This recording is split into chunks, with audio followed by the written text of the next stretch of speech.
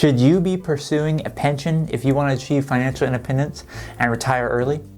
Well, that's what we're going to discuss in this video. We're going to discuss the pension implications and why maybe you do or do not want to pursue one on your path to financial independence. And we're also going to be talking about how you should be treating a pension when it comes to your financial independence journey, when it comes to your financial planning.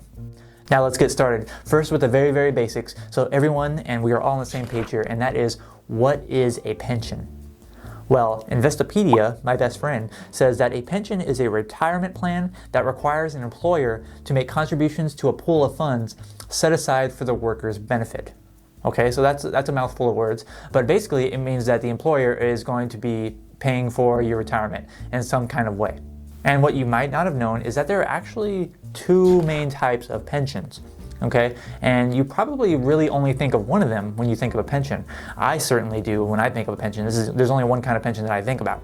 But anyway, there are two different main kinds, and one is a defined pension plan, and the other is a defined contribution plan.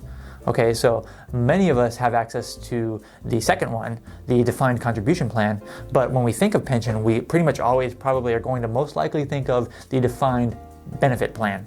So let's first define what that defined benefit plan is. Okay, so again, from my friends at Investopedia, the employer guarantees that the employee receives a definite amount of benefit upon retirement, regardless of the performance of the underlying investment pool. So basically, in my layman's terms here, the employer is saying, I'm going to give you this amount of money when you retire after you meet the requirements, regardless of what happens to the underlying investments. That is a liability of mine. I'm going to pay you this amount.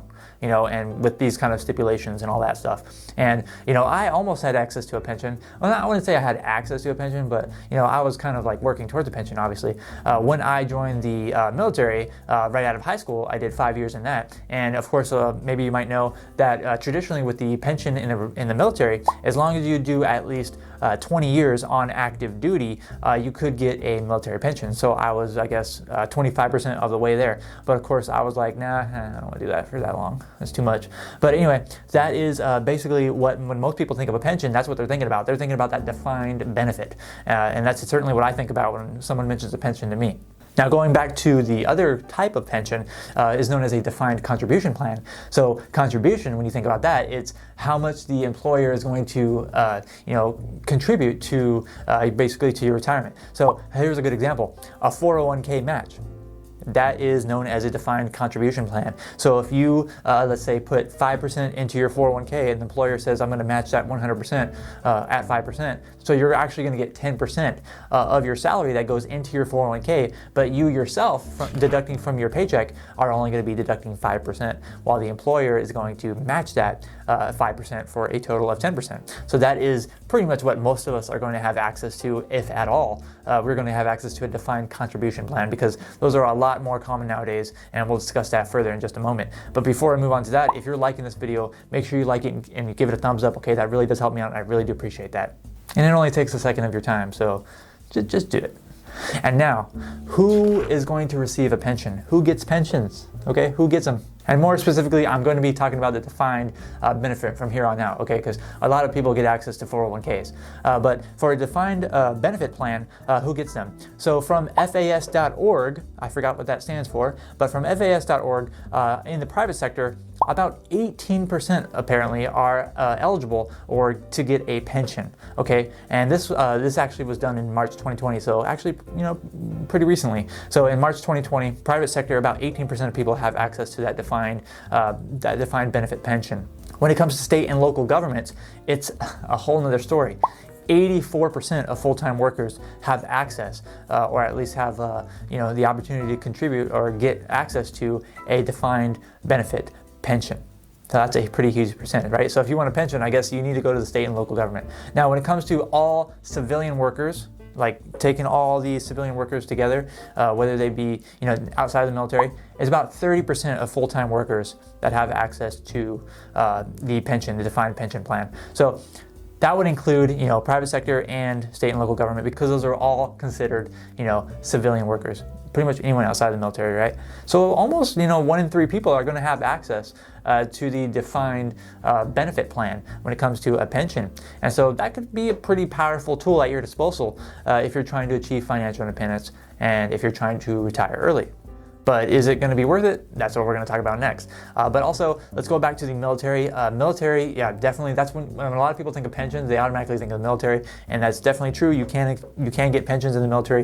You can get active duty pensions. You can get reserve retirement pensions, and in some cases, depending on what happens, you can get disability pensions, VA pensions, and all kinds of different pensions for different reasons. But we're not going to dive too deep on that, because another thing that people might maybe it kind of slips their mind when they're thinking about pensions is Social Security. So Social Security isn't technically a pension, okay? It's not like just, they don't call it a pension, but it kind of is a pension. It's kind of like, walks like a duck, talks like a duck, quacks like a duck, but it's a goose. I don't know. But so the Social Security is kind of complicated the way it works, like everything. But anyway, so it's very complicated the way Social Security works, but it's kind of like a pension, okay? So you kind of get the defined, you pay the Social Security taxes and you're supposed to get something back for it, right? So it's kind of like a pension.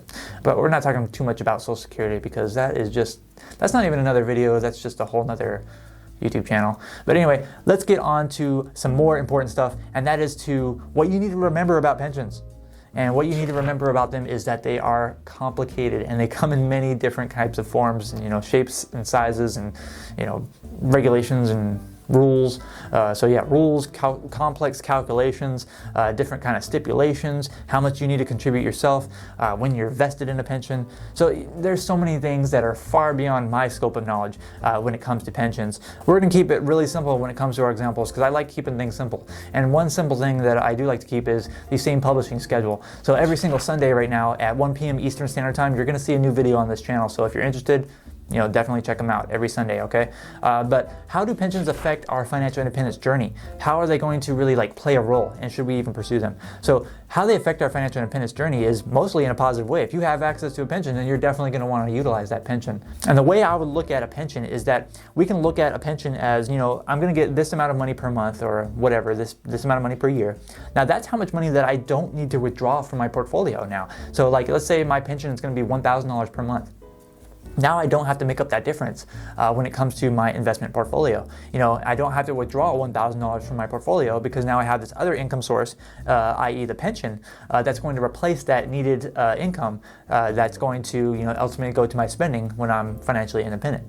And then just doing some back of the envelope math, if your pension is $500 per month, that's going to be equal to about $150,000 worth of investment assets if you're following the 4% rule, because $500 a month should be about 4% of $150,000. Hopefully I did that math right. But yeah, so you're going to take it that way. So you can take your pension, make it annually, $500 a month, multiply it by 12, make it annually, and then multiply it by 25. And that's the back of the envelope, basic, very simple rule when it comes to how much that pension, that monthly pension, how much that amount is going to be worth to you, equivalent to invested assets. And another thing that I like to do when I'm talking about pensions is I like to kind of think of them more as a backup plan, because a pension, I'd say, and generally speaking, might be a little bit more risky than actually having invested assets.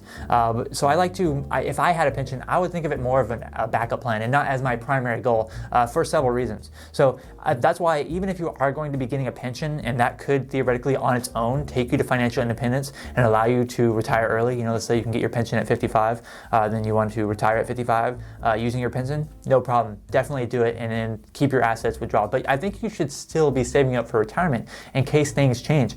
You never know. You could be on your path to getting a pension, and then all of a sudden the business goes out of business, and maybe the pension's not covered by insurance. There's so many different things, like I said, that goes into a pension. But you definitely also want to have a more primary backup plan in the form of, I think, invested assets. That whether that be in stocks, bonds, mutual funds, real estate, whatever. I think that you should definitely still have investments, and you shouldn't 100% rely on a pension, even if that pension could theoretically get you, cover your retirement in and of its own. Because a pension can definitely go away, in my opinion, a lot easier than an entire index can. You know, the S&P 500 probably won't go away unless the entire United States goes away. But you know, you never know. If a pension is run through a private company, it could definitely go away. If the pension is run through, you know, state and local government, that the government could declare bankruptcy and then resettle all those pensions and give you a lower amount or even no amount at all. So you just really never know. I think that relying completely on a pension would be a bad move when it comes to financial independence. And also, you cannot really you're not really building wealth when you have a pension, unless you're using some of that pension to invest, but you're not really building wealth. You don't really have wealth behind you if you're just relying on a pension, because if you pass away, you know, if you die, unfortunately, in many cases, that pension goes away as well. Maybe your spouse can receive, you know, a certain portion of it or whatever, but you know, you can't really pass on that pension to your kids in most circumstances, and so you're not really, you know, keeping wealth in the family, starting that second generation financial independence.